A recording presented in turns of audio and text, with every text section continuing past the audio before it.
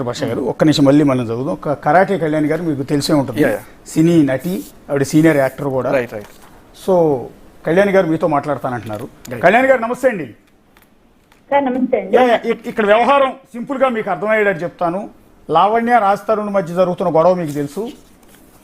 So ఈ వ్యవహారంలో ఆవిడ పోలీస్ స్టేషన్ చుట్టూ వెళ్తోంది, రాజ్ తరుణ్ కూడా పోలీస్ స్టేషన్కి వెళ్తూ ఉన్నాడు. సరే, ఇది మధ్యలో ఆవిడ సూసైడ్ అటెంప్ట్ చేసింది, రకరకాల హడావిడి అంతా నడుస్తున్న తరుణంలో రాజ్ తరుణ్ తరపున అంటే మగవాళ్ళని ఆడవాళ్ళు ఈ విధంగా ప్రేమ పేరుతో మోసం చేసి ఆ తర్వాత డబ్బులు అడుగుతూ డిమాండ్ చేస్తూ ఈ విధంగా పెడుతుంటే మగవాళ్ళ గోడు పట్టించుకోవట్లేదు, ఆడవాళ్ళతో మాత్రం మీరు వాయిస్ వినిపిస్తున్నారంటూ మగ బాధితుల తరపున ఇవాళ శేఖర్ భాష మీడియా ముందుకు వస్తూ ఉన్నారండి.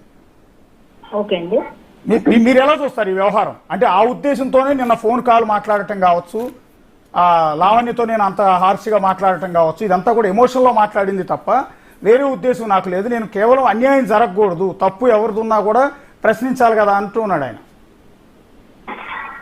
అంటే నా ఉద్దేశపరంగా అండి, వాళ్ళిద్దరి మధ్య ఏం జరిగిందో ఆమె చెప్తోంది, ఆమె చెప్పింది నాకు తెలుస్తుంది. ఆమె వరకు ఆమె వెర్షన్ ఆమె ఇస్తోంది కాబట్టి ఆమె ఏంటంటే మేము 10 సంవత్సరాల నుంచి కలిసి ఉన్నాము, సహజీవనం చేశాము, మేము ఇద్దరం కలిసి చాలా చాలా చెప్పుకోలేని ఉంటాయి మా మధ్య అని మాట్లాడుతుందామె. నేను విన్నాను ఈయన ఫోన్ కాల్ కూడా.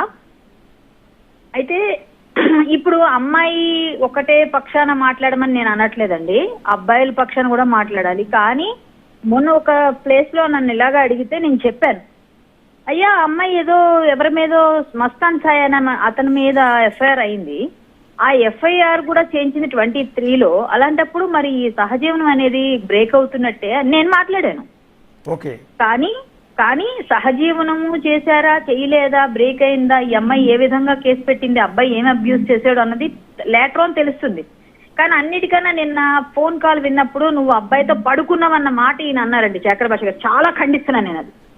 ఎందుకంటే ఈయనకి సంబంధం లేని విషయం నేను దూరి మగాళ్ళ పక్షాన్ని నేను మాట్లాడుతున్నాను అంటూ మగాళ్ళ పక్షాన్ని మాట్లాడండి, తప్పలేదు. కానీ అమ్మాయిని అంత అబ్యూజింగ్ గా మాట్లాడే హక్కు ఇతనికి లేదు.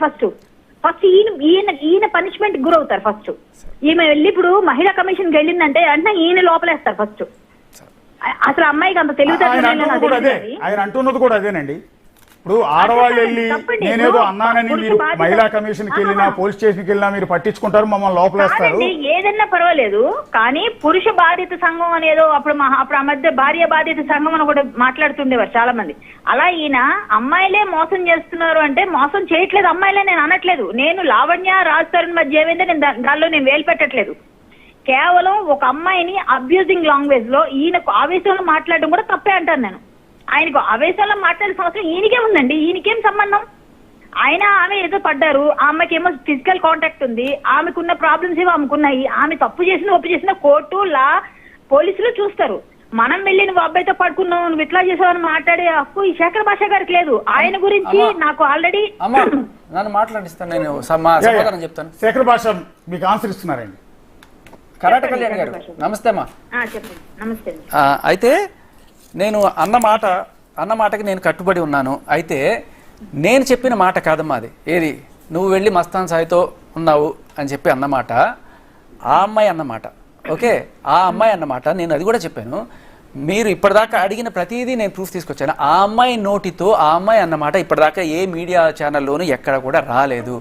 మీరు కావాలంటే నేను అది కూడా క్లియర్ కట్గా ఆ అమ్మాయి వాయిస్లోనే అన్నమాట నేను తీసుకొస్తాను. అని ఇంకొకటి ఏంటంటే నాకు ఏ హక్కు లేదు, అది కోర్టులో పోలీసులు ఇంకా వాళ్ళు తెలుస్తారు అన్నప్పుడు మీడియాకి ఎందుకు వచ్చారు, మీడియా ట్రయల్స్ ఎందుకు కండక్ట్ చేస్తున్నారు? ఆవిడ మీడియా రకరకాలుగా దాన్ని ఏమంటారు, అదేంటి నిరాహార దీక్షలని ఇంకోటని. ఇప్పుడు కేసు పెట్టింది 2 రోజులు కూడా కాలేదు, అప్పుడే పోలీసులు నాకు న్యాయం చేయట్లేదు, ఆత్మహత్య ఏమిటి, అప్పుడే నిరాహార దీక్షలు ఏంటి అంటే ఆవిడకి ఇన్స్టెంట్గా జస్టిస్ కావాలి. నేను 3 నెలలు కేసు పెట్టినా కూడా ఇంకా ఎఫ్ఐఆర్ కూడా కాదు. బట్ బేసికల్ పాయింట్ ఏంటంటే నేను చెప్పిన దానికి నేను ప్రూఫ్ ఇవ్వగలను. ఆ అమ్మాయి కనుక ఆ అమ్మాయి నోటితో ఆ అమ్మాయికి గురించి నాకు ఎందుకు మాట్లాడే హక్కు లేదు అంటే లేదు అనకూడదు. నేను మాట్లాడే హక్కు నాకు ఎందుకు ఉంది అనుకుంటున్నాను అంటే ఆ అమ్మాయి మీడియాకి వచ్చి అడుగుతుంది, మీడియాకి వచ్చి నాకు న్యాయం చేయండి అంటుంది. వాళ్ళు కూడా వాళ్ళు చూసుకుంటే వాళ్ళు దాని గోడల మధ్యలో చూసుకుంటే నాకు ప్రాబ్లం లేదు. అలాగే కోర్టులో చూసుకున్నా పోలీస్ స్టేషన్ లో చూసుకున్న ప్రాబ్లం. మీడియాకి వచ్చి అడిగింది ఆవిడ, మరి సమాధానం చెప్పాలి. ఇప్పుడు నన్ను ఆయన అడిగారు కాబట్టి అశోక్ గారు నేను మాట్లాడుతున్నాను. అలాగే ఎవరైనా అడిగితేనే మాట్లాడతాం మనం, అంతవరకే ఉంటే బాగుంటది. వాళ్ళ పర్సనల్ లో దూరి మనం మాట్లాడి అమ్మా, నేను ఆ అమ్మాయికి ఫోన్ చేయలేదు, ఆ అమ్మాయే నాకు ఫోన్ చేసింది. ఇక్కడ కళ్యాణ్ గారు ఇక్కడ క్లారిటీ ఉంది. యాక్చువల్లీ ఈయన ఫోన్ చేసి ఆవిడని ఎట్లా, ఆవిడ ఫోన్ చేసి ఆయన ప్రశ్నిస్తూ ఉంటే ఆ సందర్భంలో ఆయన ఆ రకంగా మాట్లాడారు, ఆవిడ రికార్డ్ చేసింది కాల్. అది కూడా తప్పు, అది కూడా తప్పు. పర్సనల్ గా ఫోన్ చేసినప్పుడు 100 మాట్లాడుకుంటావు, ఆ కాల్ నువ్వు పబ్లిక్ చేయడం కూడా ఎంతవరకు correct? That is right to my privacy భంగం. నేను చేసి నేను తిట్టలేదు, నువ్వే నాకు ఫోన్ చేసి తిట్టు, నేనే కేసు పెట్టచ్చు. టెలిగ్రాఫ్ యాక్ట్ కదండి. ఇద్దరు కేసులు పెట్టుకోండి, నాకు అవసరం లేదమ్మా, నేను చెప్తున్నాను కదా. మీరు బెదిరించారు, మీరు ఇప్పుడు బెదిరించారు. మహిళా కమిషన్ కి వెళ్లి ఫిర్యాదు చేస్తే ఏమవుతుంది? చెయ్యండి సార్, నాకు అదే కావాలి. మగాడిని ఇన్ని రకాలుగా బెదిరిస్తున్నారు అనేది పోలీస్ స్టేషన్ కి వెళ్ళండి మీరే అన్నారు కాల్లో.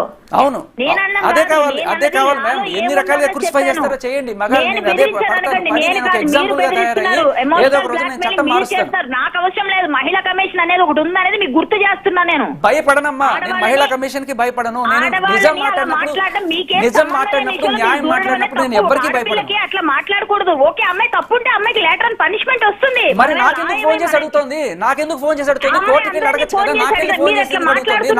అడిగిందేమో మీరు సమాధానం కరెక్ట్ గా చెప్పొచ్చు కదా. నేను ఎందుకు చెప్పమ్మా? నా ఒపీనియన్ నేను చెప్తానమ్మా. నాకు ఫోన్ చేసి అడిగినప్పుడు నా ఒపీనియన్ నేను చెప్తాను. నేను మీడియా ముందుకు వచ్చి చెప్పానా? ఆ అమ్మాయి మీడియా ముందుకు వచ్చి చెప్పింది కాబట్టి నేను సజెషన్ ఇస్తున్నాను. కాదండి, చనిపోయింది ఎవరో అమ్మాయి, మీ గురించి కూడా ఒక అమ్మాయి సూసైడ్ చేసుకుంది, 2-3 ఎఫ్ఐఆర్లు మీవి అని కూడా అమ్మాయి అందులో మాట్లాడింది. మరి తీసుకురమ్మని చెప్తున్నాను కదా. ఇప్పుడు నేను క్లియర్ కట్ గా అన్ని తీసుకొచ్చి పెడుతున్నాను. బట్ట కాల్చి మొహం మీద వేయడం అమ్మాయికి అలవాటు. ఇప్పుడు తీసుకొచ్చి చూపించమని నేను చెప్తాను. అదే నేను అడిగే, దమ్ము ఉంటే తీసుకొచ్చి చూపించు. ఆరోపణలు చేయడం నోటికి వచ్చినట్టు చేసేయచ్చు. ఉండాలి మీరు కూడా మీకు సంబంధం లేని విషయం కాబట్టి మీకు తెలుసు అది పర్సనల్ గా. సంబంధం ఎందుకు లేదమ్మా? ఇప్పుడు మీరు మాట్లాడుతున్నారు మహిళలందరి తరపున, అలాగే మగవాడి తరపు నుంచి ఒకటి మాట్లాడితే వాడు నోరు నొక్కేస్తారా మీరు? ఒక్కడు వచ్చాడు మాట్లాడడానికి, వాడిని నొక్కేయడానికి వచ్చేస్తారు. న్యాయం ఉన్నట్టు మాట్లాడారు. అమ్మాయిలు ఇచ్చిన బూతులు తిడుతూ ఊరుకోం కదండి. మీకు మాట్లాడే హక్కు లేదు కదా మీకు. ఆ